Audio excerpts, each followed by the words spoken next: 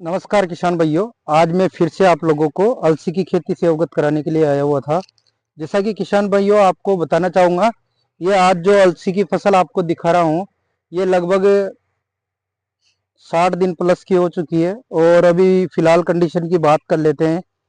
इसके अंदर काफ़ी अच्छा प्रोसेस देखने को मिल रहा है। ये देख सकते हो, ये लगभग 15 बीघा एरिया के अंदर किसान ने अलसी की खेती लगाई हुई है। तो किसान भाइयों, आप लोगों को आज अलसी की खेती की वापस जानकारी के लिए इसलिए आया था कि अभी जो मौसम के अनुसार मौसम में अभी बदलाव चल रहा है, जैसे कोहरा बढ़ रहा है या कई प्रकार की समस्याएं जो आ रही है सामने, तो उनसे संबंधित जानकारी के लिए आज आया हुआ था कि किसान भाइयों अभी अलसी की फसल के अंदर जैसे सिंचाई करने के जस्ट पश्चात कुछ समस्याएं सामने आ रही है। किसान ने इन्फॉर्मेशन किया कि भाई साहब, हमारी अलसी की फसल में जो बीमारी आ रही है उनकी आप एक बार विजिट करके जानकारी बताना।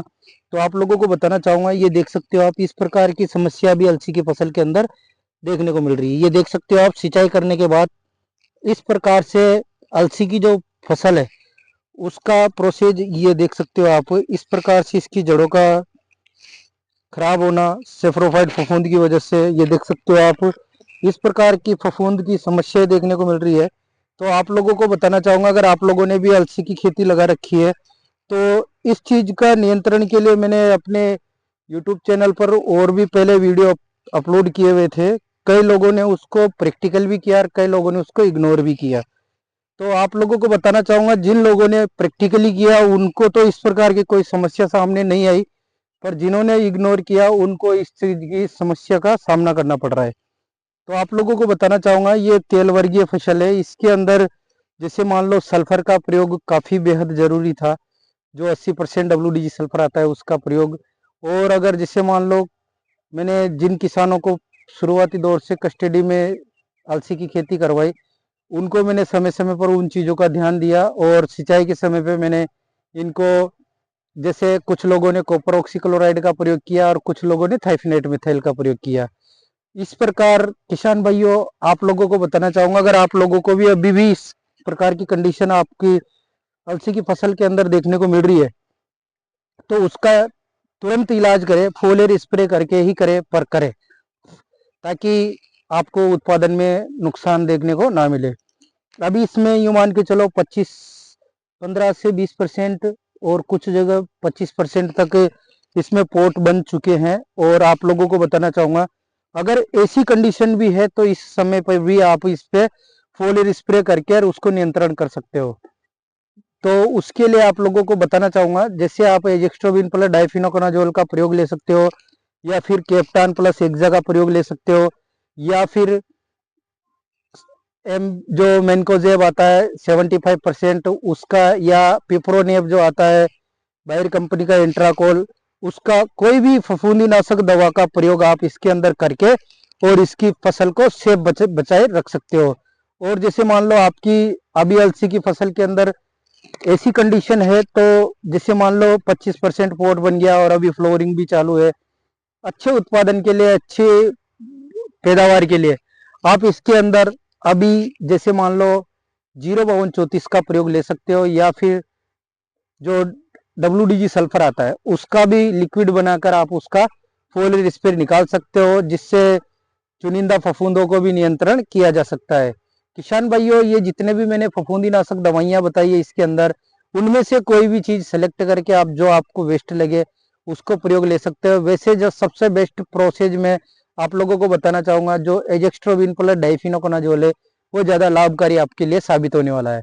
और इसके साथ में एक चीज़ और ध्यान रखना है आपको किसान भाइयों, जैसे इसमें इस समय अभी जैसे मान लो हल्का फुल्का अगर रस चूसक मच्छर या माहू का समय अभी प्रेजेंट में चल रहा है मौसम के अंदर, अभी हम लोग देखते हैं कि कई जगह जो सरसों का माहू होता है वो एफिड वो देखने को मिल रहा है। उस प्रकार का अब क्या है, इस फसल के ऊपर क्लोरोफिल अधिक होता है, तो इसके अट्रैक्शन से इस पे ज़्यादा अटैक होने के ज़्यादा चांसेस होते हैं।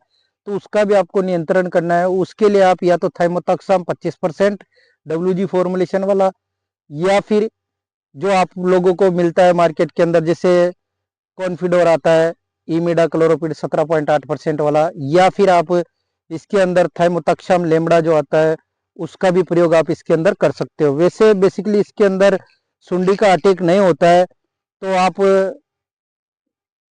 अदर जैसे मान लो एसीफेट हो गया, या जो लांसर गोल्ड आता है जिसमें इमिडा और एसीपेट दोनों का कॉम्बिनेशन आता है, उसका भी प्रयोग ले सकते हो। पर उसकी मात्रा आपको स्लो रखनी है। जैसे प्रति टंकी के हिसाब से अगर बात करें तो उसकी हमें डोज रखनी होगी 25 से 30 ग्राम पर पंप के हिसाब से 16 लीटर वाले में, क्योंकि इस समय इसमें फ्लोरिंग का प्रोसेस चल रहा है और कुछ जगह कंप्लीट भी हो रखा है, तो उस चीज को भी मद्देनजर रखते हुए हम इसके अंदर स्प्रे डाल सकते हैं। और अच्छी पैदावार, अच्छी गुणवत्ता का मैंने आप लोगों को बता ही दिया कि इसके अंदर जो 52-34 आता है या फिर 6 एलिमेंट्स वाले कोई भी माइक्रोन्यूट्रिएंट का आप इसके अंदर प्रयोग ले सकते हो, ताकि आप लोगों को अपनी अलसी की फसल के अंदर अच्छा पैदावार मिल सके। और सबसे मेन चीज होती है इसके अंदर सल्फर ही एक महत्वपूर्ण चीज होती है जो इसके अंदर तेल की मात्रा को बढ़ाने का काम करते हैं। अगर आप लोगों को लिक्विड फॉर्मुलेशन में कहीं भी अगर लिक्विड सल्फर मिल जाए तो उसका प्रयोग करना ना भूले किसान भाइयों। या फिर आप जैसे मान लो कोई भी फफूंदीनाशक दवा का स्प्रे कर रहे हो तो उसके साथ में आप कोई भी स्टिकर का भी प्रयोग जरूर करें। आप लोगों को बताना चाहूंगा इसमें क्या है कि जैसे जैसे समय में बदलाव होता है वैसे वैसे इसके अंदर कई प्रकार की फफूंद जनित समस्याओं का अटैक बढ़ जाता है। जिसे आप लोगों को दिखाना चाहूंगा किसान भाइयों, ये देख सकते हो आप, ये इस प्रकार से इसकी नीचे से पत्तियां काली पड़ती जा रही है। ये देख सकते हो आप झुलसे की जैसे इसके अंदर विस्फोट देखने को मिल रहे हैं, ये देख सकते हो। तो इन चीजों को नियंत्रण करना बेहद जरूरी है और आशा करता हूँ कई किसान लोग इस चीज को मद्देनजर रखते हुए अपनी अलसी की फसल को सेफ्टी कर देते हैं। किसान भाइयों ये एक ऐसी फसल है जिसको जंगली मवेशी भी नुकसान नहीं पहुंचाते और दूसरे मवेशी भी नुकसान नहीं पहुंचाते। इसमें किसी भी प्रकार का जानवरों का भी अटैक नहीं होता है और इसके अंदर ज्यादा खर्चा करने की भी जरूरत नहीं होती है। ये आप लोगों को बताना चाहूंगा, केवल किसान ने एक बार इसकी निराई गुड़ाई की है और उसके अलावा कुछ नहीं किया है, क्योंकि इसके अंदर कोई खरपतवार नाशक दवा का भी प्रयोग नहीं किया जाता है। और आजकल कई प्रकार के प्रोसेस होते हैं जिसकी वजह से कई लोग फर्टिलाइजर का भी प्रयोग, पेस्टिसाइड, हर्बिसाइड का भी प्रयोग कर लेते हैं, तो उसका भी कई जगह साइड इफेक्ट देखने को मिल जाता है। तो आप लोगों को सबसे बेस्ट तरीका इसका निराई गुड़ाई का ही ज्यादा बेस्ट माना जाता है। तो अगर आप लोग भी अगर अलसी की खेती लगाते हो तो किसान भाइयों वीडियो को अपने जो मिलने वाले किसान भाई है उनको ज्यादा से ज्यादा शेयर करें जो लोग अलसी की खेती करते हैं। और अगर आपको जानकारी अच्छी लगी हो तो वीडियो को आगे से आगे शेयर करें। और आप लोगों को बताना चाहूंगा मैं मोहित कुमार सुमन जो बारा डिस्ट्रिक्ट से बिलोंग करता हूँ, और बेसिकली आप लोगों के लिए मैं हर समय इस प्रकार अलग अलग फसलों की अलग अलग अपने यूट्यूब चैनल पर अपडेट के रूप में आप लोगों तक वीडियो पहुंचाता रहता हूं।